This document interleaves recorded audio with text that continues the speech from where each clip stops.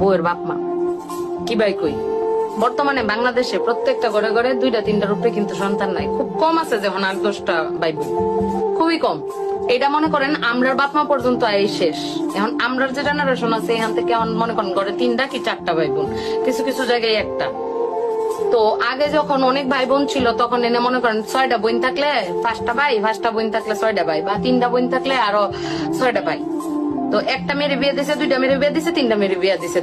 তো একটা মেয়ে যদি মারাটা ফোন করে কইছে আম্মা এরা আমার এটা করেছে, মারা কি বুঝ দিছে জানেন?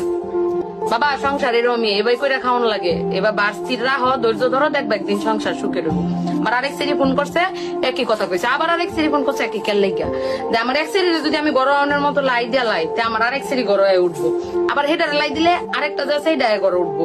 তো এই জায়গাতে চিন্তা করে মারা কইছে যে ধৈর্য ধরে সংসার করো। পরে ধৈর্য ধরে সংসার 3-4 বছর যখন হয়ে গেছে তখন সেরি উদয় ঠিক আছে সংসার তখন নিজের বাউই আয় পড়ছে। তো তার সুবাদে তারা ডিভোর্স দেওয়া পর্যন্ত গেছে না। বাট আমাদের সময় এখন যেটা হয়েছে, এখন তো আমরা মনে করেন আদরের দুলালি প্রত্যেকটা করে 2-3টা ভাই বোন, তার মধ্যে একটা মেয়ে সর্বোচ্চ বা 2টা মেয়ে বা কোথাও কোথাও 3টা মেয়ে সর্বোচ্চ। সেই ক্ষেত্রে হয় কি আমাদের মায়ের একটু বেশি আহ্লাদি হয়। যেমন ফোন করে যদি কয় মা কর আগে কই কিতা করছে জামাই আয়া পর করো, কিন্তু মারা এটা কয় না যে হোক আমরাও এবার কষ্ট করে সংসার করছি, সমস্যা নাই, ধৈর্য ধর, একটা সময় পরে দেখবে সুন্দর জীবন পাইবি।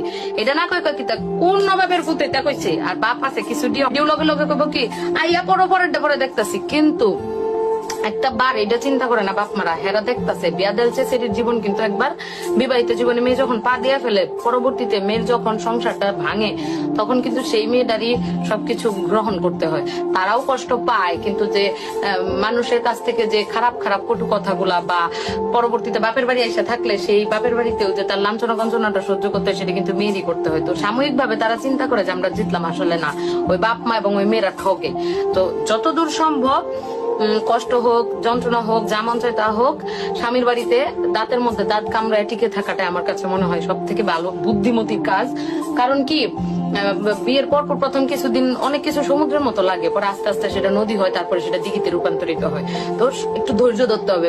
পাশাপাশি মেয়ের মা এবং বাবার একটা মুখ্য ভূমিকা আছে এই ডিভোর্স মানে প্রতিরোধ করার ক্ষেত্রে। সেটা হচ্ছে মেয়ে যদি কয় লগে লগে আপনারা কওয়া যাবো না, আপনারা কইতে হবো কে না এমনি সংসার করতে হইব কর, একটা সার্টেন টাইম পরে ধৈর্য ধর, তুইও পারবি কে আপনার মায়ের। এটা খালি দেখবেন যে এবার জানি হাত না তুলে, বাদ বাকি মুখ দিয়ে কইলে কি এমন হয় হোক না, কইলে কি হয় ফুটকা পরে না। মেরে কইবেন ধৈর্য ধরো, ধৈর্য ধরো, ধৈর্য ধরতে ধরতে একটা সময় পর আপনার মেয়ে যখন তার সংসারটাকে